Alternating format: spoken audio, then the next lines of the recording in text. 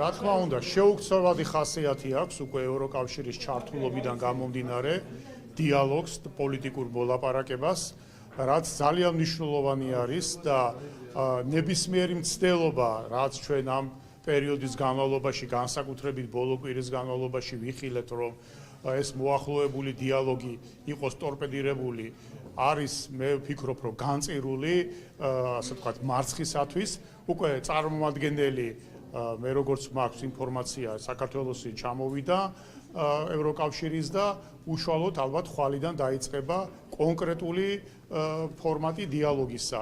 ეს არის ძალიან მნიშვნელოვანი ქართულმა ოცნებამ, რა თქმა უნდა, და თლიანად სახელმწიფო გუნდმა დღიდან, ასე ვთქვათ, ამ სიტუაციის წარმოქმნისა თავისი ნება ამ დიალოგის გამართვისა დააფიქსირა. ჩვენ ამ დიალოგთან დაკავშირებულ მთელ რიგ თემებთან დაკავშირებით უკვე კონკრეტული გადაწყვეტილებები და კონკრეტული ინიციატივები, მათ შორის პარლამენტშიც ინიცირებული გაგვაჩნია, ასე რომ ყველა მნიშვნელოვან საკითხთან დაკავშირებით ჩვენ გვაქვს ჩვენი ძალიან მყარი პოზიცია ამ სიმყარეში. მე ვგულისხმობ აგრეთვე იმ ასე ვთქვათ გადაწყვეტილებებსაც, რომელიც დიალოგის ასე ვთქვათ წარმატებით დამთავრებას ეფუძნება და ჩვენ ამ მოლაპარაკებებზე მივდივართ იმ ასე ვთქვათ ოპტიმიზმით, რომ ამ მოლაპარაკებებს ვიმეორებ მიუხედავად ბევრი მცდელობისა, რომ ეს არ შემდგარიყო, შედგება და შედეგიც ექნება. მაგრამ ის კომპრომისები რა თქვენ მოლოდინი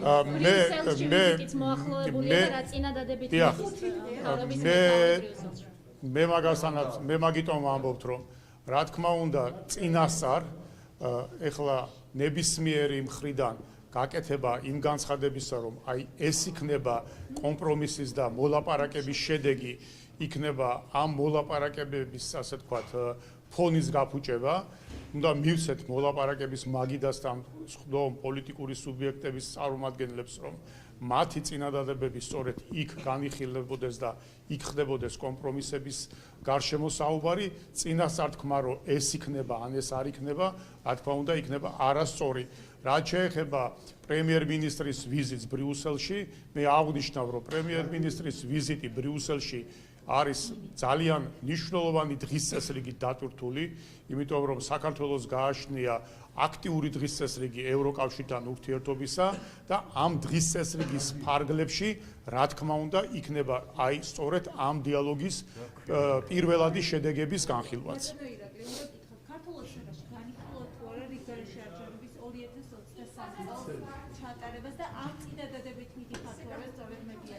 მე კიდევ ერთხელ ვიმეორებ, რომ თვითონ ოპოზიციის მხრიდან მუდმივად და თქვა სხვადასხვა შეკითხვებში მუდმივად გაჟღერებული სხვადასხვა წლები, სხვადასხვა თარიღები, სხვადასხვა ვარიაციები ამ ყველაფერზე კომენტარი ატარებს გარკვეულწილად არასერიოზულ ხასიათს.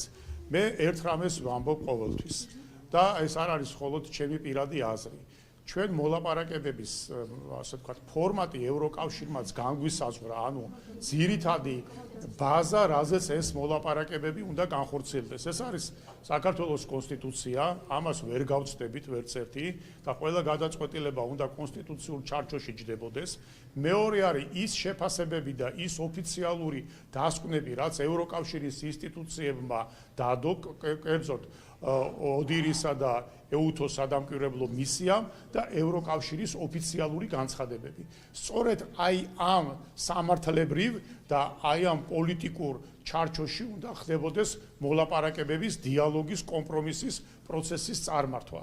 და გამომდინარე აქედან, სწორედ აი ამ ველზე მოხდება შეთანხმება. დანარჩენი ყველაფერი არის ისეთი დეტალი, რომლის წინასწარ პროგნოზირება დღეს არის არასწორი, რიგარეში არჩევნების ულტიმატუმად დაყენება საერთოდ ძირშივე უკვე ნიშნავს, რომ ყველანაირი დიალოგის პროცესი უნდა ჩაშლილი იყოს და მთელი ეს შეტევები, რაც ამ პერიოდში ხდებოდა იმიტომ, რომ სწორედ აი ამ ფორმატში აი ამ ევროპული სულისკვეთებით, ასე ვთქვათ, ჩატარებულ დიალოგს რამენაირად ესეთი რუსულ სიტყვას ვიტყვი, რომ აი ამაზე ნაეზდი ყოფილიყო და ტყუილადაც არ ვამბობ ამ რუსულ სიტყვას, იმიტომ ჩვენ ხედავთ, რომ ბევრი პროვოკაცია სწორედ ჩრდილოეთიდან მოდის ევროკავშირთან საქართველოს ესეთი მჭიდრო პოლიტიკური დიალოგის პროცესში. სასამართლო განჩინებასთან დაკავშირებით მინდა კითხოთ ტევე პირველ ერთხელ და მერე დაგიკავშირდები. სასამართლო განჩინების მიხედვით პროკურატურა ითხოვს ტევე პირველისგან რომ გადაეცეს მათ ფლეშკა და კონვერტი, რომელიც სიუჟეტში იყო გამოყენებული, თუმცა ეს არის რეკონსტრუქცია და სიუჟეტზე მითითებულიც კი იყო, რომ ეს არის რეკონსტრუქცია და რეალურად ეს აუდიო ჩანაწერები ჩვენ მივიღეთ აუდიოს სახით და არა ფლეშკით და კონვერტით. გამომდინარე აქედან უკვე სასამართლო პროკურატურას ნებას აძლევს, რომ აი ამ ორი ფლეშკის და კონვერტის მოპოვების მიზნით ძალისმიერად შეიჭრას ტელევიზიაში და მოახდინოს ამ ჩიპის და ფლეშკის აღება, რომელიც რეალურად არ არსებობს და აქედან გამომდინარე ისინი ცდილობენ წყაროზე გასვლას. არის თუ არა ეს სამართალდამცავების მიზანი? რაც მოვყევით, ეს ყველაფერი თქვენი აზრია თუ რაიმე ოფიციალურ სასამართლო განჩინებაში წაიკითხეთ? დიახ, სასამართლო სასამართლო აძლევს პროკურატურას უფლებას, რომ ძალით შეიჭრას. ძალიან გთხოვთ, ძალიან გთხოვთ ერთი წუთით.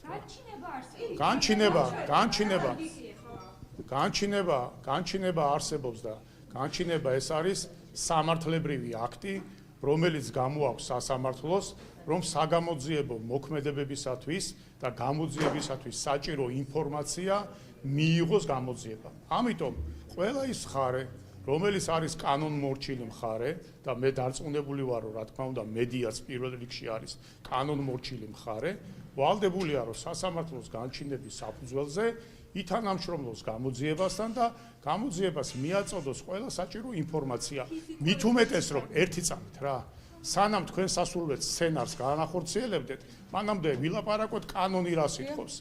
აქედან გამომდინარე, სწორედ პროკურატურამ ჰქონდა კომუნიკაცია ტელევიზიის მესვეურებთან, სატელეფონოც, მიმოწერაც და სასამართლო განჩინებაც, რასაც კანონი ითხოვს, მიღებულია და მე ღრმად ვარ დარწმუნებული იმაში, რომ ტელევიზია თავის ვალდებულებას კანონის წინაშე პირნათლად შეასრულებს და ის მასალა, რა მასალასაც პროკურატურა და გამოძიება ითხოვს, მიაწოდებს. მე არა ვარ გამოძიებელი, მე არა ვარ პროკურორი, მე საქმის მასალებს დეტალურად ვერ ვიტყვი. 2 ჩიპი არის საჭირო თუ 4 კონვერტი არის საჭირო, მაგრამ ყველა ის მასალა, რა მასალას სჭირდება გამოძიებას და რა მასალის ამოღებაზე სასამართლოსგან აქვს ნებართვა მიცემული, ყველა მხარემ უნდა ითანამშრომლოს. მათ რომ მოეთხოვათ აუდიო ჩანაწერი, უკაცრავად ერთი წამით კითხავს, რომ მათ რომ მოეთხოვათ აუდიო ჩანაწერი, ჩვენ ბუნებრივია ახლაც მზად ვართ და ყოველთვის მზად ვართ ვითანამშრომლოთ საგამოძიებო უწყებებთან. მათ რომ მოეთხოვათ აუდიო ჩანაწერი, ჩვენ ახლაც მზად ვართ რომ გადავცეთ ეს აუდიო ჩანაწერი ჩვენივე ნებართვით. რის გადაცემაზე არ ახართ? ისინი ითხოვენ, რომ კონვერტი და ჩიპი გადავცეთ, რომელიც რეალურად არ არსებობს და არის მხოლოდ და ნუ მაგას ეს არის მიზეზი იმის, რომ ისინი შემდეგ შემოიჭრან ამ საბაბით ტელევიზიაში. შავით თეთრზე პირდაპირ წერია სასამართლოს განჩინებაში, რომ ამის უფლებას სასამართლო აძლევს პროკურატურას. რის უფლებას? შემოჭრის ძალისმიერი იქ წერია, რომ იქ წერია ერთი წამით. საგამოძიებო მოქმედების ჩამტარებელ პირს ან ორგანოს უფლება აქვს წინააღმდეგობის გაწევისას გამოიყენოს იძულების პროპორციული ზომა. რა არის თქვენ მე ერთი რამე მინდა გითხრათ რა, რომ ნუ შეყავთ საქართველოს მოქალაქეები შეცდომაში. ეს განჩინებაში რაც წერია, ეს წერია საქართველოს კონსტიტუციიდან და საქართველოს კანონმდებლობიდან გამომდინარე და არანაირ ექსკლუზიურ უფლებას და არა აქვს სასამართლოს არანაირი უფლება რაიმე ექსკლუზიური უფლება მიანიჭოს გარდა კანონით განსაზღვრული წესისა რომელიმე აღმასრულებელ თუ საგამოძიებლო ორგანოს. ის რომ საქართველოს კანონმდებლობით, ისევე როგორც სოფლიოს ნებისმიერი დემოკრატიული ქვეყნის კანონმდებლობით, სახელმწიფო ორგანოებს, საგამოძიებო ორგანოებს თავის საგამოძიებო მოქმედების განხორციელების დროს აქვთ გარკვეული უფლებამოსილება კანონის, დემოკრატიული კანონის ჩარჩოებში გასატარებლად და ამოიღოს, როდესაც თქვათ არ თანამშრომლობს მხარე გამოძიებასთან, გამოძიებამ გამოიყენოს პროპორციული, კანონით განსაზღვრული ქმედება, რომ ამოიღოს გამოძიებისთვის საჭირო ნივთკიცება ან სხვა მასალა, ეს არის დემოკრატიული კანონი. ერთი წამით, თუ შეიძლება დავამთავრებ. ეს არის კანონიერი უფლება. თუ არ არსებობს რამე და თუ არსებობს რამე ამას გამოძიება გაარკვევს მე ამას ვერ გავარკვევ შეჭრის ფორმით ბატონო დიახ გასაგებია ამ თემას უკაცრავად ერთი წამი ბატონო ერთი დაწესებანი და იგი ამ თემასთან დაკავშირებით ბატონო ამ თემასთან დაკავშირებით ერთი დაწესებანი და მე მოგახსენებთ იმას რომ ძალიან კაფიოთ არის გამოკვეთილი სწორედ აი ამ დაძაბული გარკვეული გეოპოლიტიკური ფონის ამ გარკვეულად დაძაბულ გეოპოლიტიკურ ფონზე რაც სამხრეთ კავკასიაში და ზოგადად რეგიონში მიმდინარეობს და გარკვეულწილად ჩვენი ქვეყნის შიგნითაც მიმდინარე პროცესები კაფიოთ ისახება ამერიკის შეერთებული შტატების ძალიან მყარი მხარდაჭერა საქართველოს მიმართ. ეს ჩანს როგორც გაეროს ტრიბუნიდან, ეს ჩანს აგრეთვე ამერიკის შეერთებული შტატების ახალი ადმინისტრაციის მიერ განკეთებული განცხადებებიდან და პოლიტიკიდან და ეს ჩანს კონკრეტულად მათ შორის ამერიკის შეერთებული შტატების საელჩოს და ჩვენი მთავრობის ძალიან ინტენსიური თანამშრომლობიდან იმ დღის წესრიგის შესანარჩუნებლად და კიდევ უფრო მეტად გასაძლიერებლად მე ლამის პირდაპირ ციტირებ ამერიკის მხარის განცხადებებს, რაც ემსახურება სწორედ იმ დღის წესრიგის წარმატებით გაგრძელებას და გაძლიერებას, რაც საქართველოს და ამერიკის შეერთებულ შტატებს შორის როგორც სტრატეგიული თანამშრომლობის ფორმატით არის განსაზღვრული. პრემიერ-მინისტრთან დაკავშირებით მინდა გითხრათ ბატონო ირაკლი. დაამთავროს და მე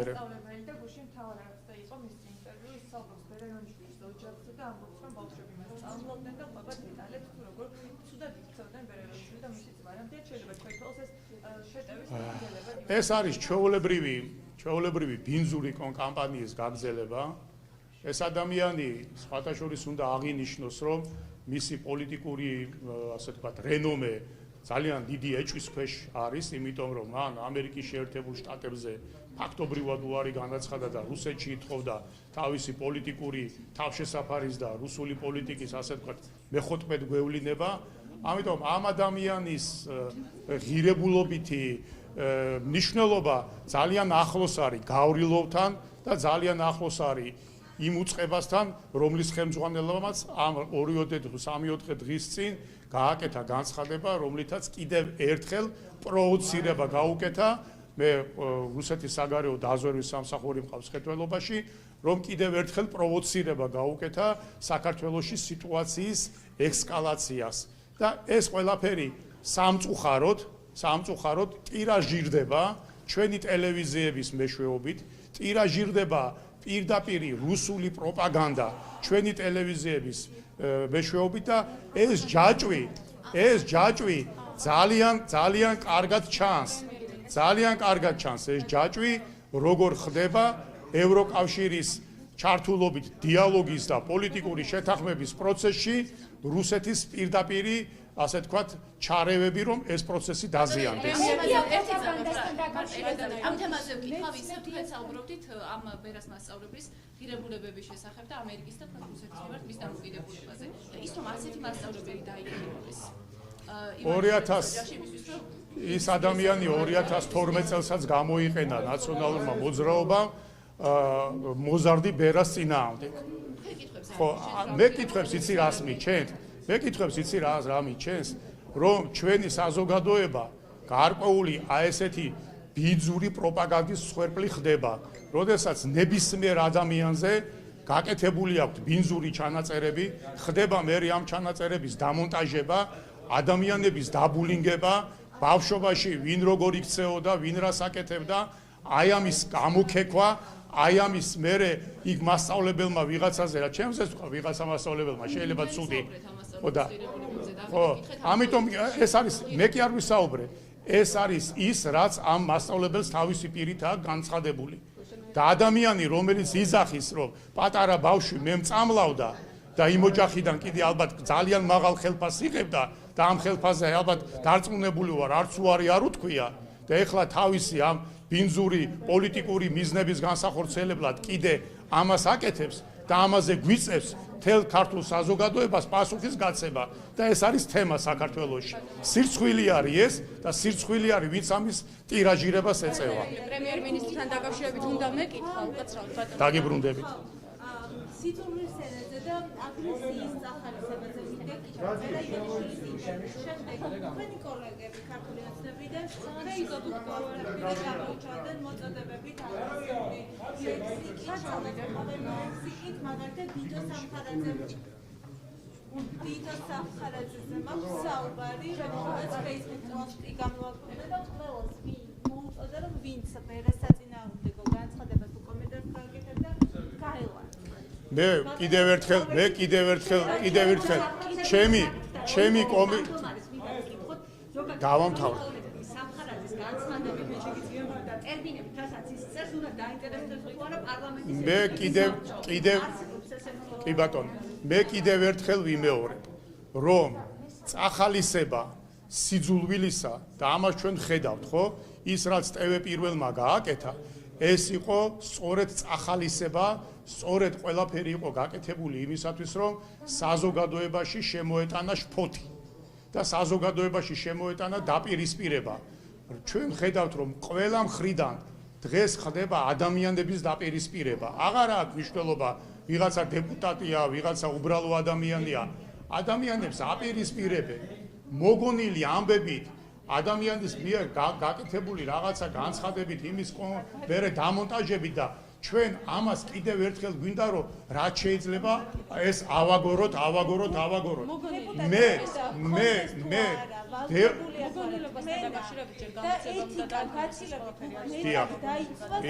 ეთიკის საბჭოთა შეისწავლოს თუ არა ის გამონათქვამების ეთიკის საბჭო ამაზე თვითონ ჩამოყალიბდება და მოგახსენებ პასუხს. ერთი შეკითხვა და მერე კიდევ ვეუბნებ. მე მაქვს ორი კითხვა. დიახ. ბატონო ირაკლი, პრემიერ-მინისტრის დუმის მთელი ამ დროის განმავლობაში ყველა ფიგურანტი, ვინც ჩანაწერებში არსებობდა, საუბრობს და მათ უკვე გააკეთეს კომენტარები ამ თემასთან დაკავშირებით.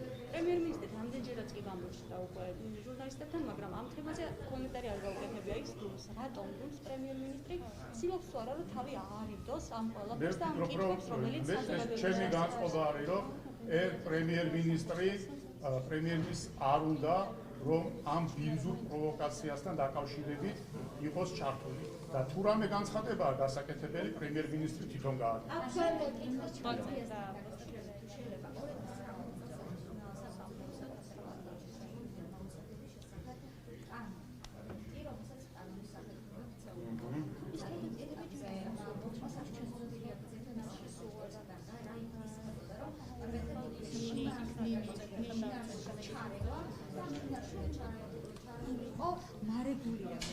როდესაც ანუ საზოგადოებას დობა არ აქვს მარეგული და ის ასეთ შემთხვევაში მათ თქოს რომ გააჩერებთ სპარგლობთ და გაჩერდა. ხომ არ იწება იმას შემდეგ რაც ვხედავ სხვადასხვა მედია საშუალების მისამართით რომ აი შინაარსი აუხამსი ძალადობის წახალისება და ასე შემდეგ მაგალითად რამდენიმე მედიაებიდანაც გოგოხანი დრავანი შეყველა ამბობს რომ დაძარი მოგიწევს თქვენ ამ პარლამენტთან დაძარი მე ერთ რამეს ვიტყვი ამასთან დაკავშირებით რა.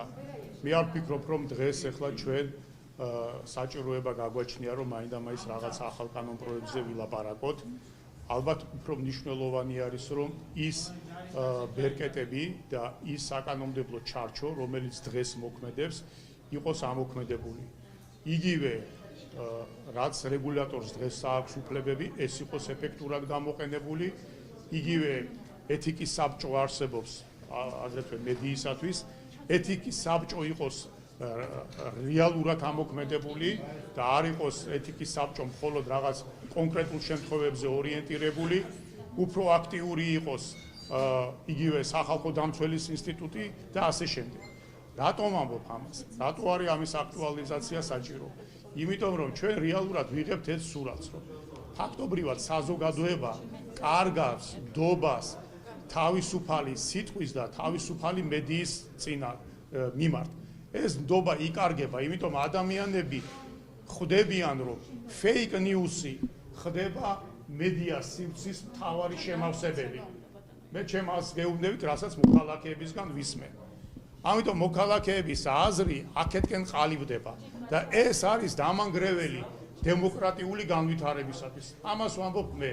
ამიტომ სანამ იქნება ეს ტენდენცია და სანამ მოსახლეობა სიტყვის თავისუფლების მაგივრად აღიქვამს, რომ არის fake news-ებით იდეოლოგიური ბრძოლა, მაშინ დაზარალდება მედიაც, დაზარალდება თავისუფალი სიტყვა, დაზარალდება საქართველოს დემოკრატიული მომავალი. დიდი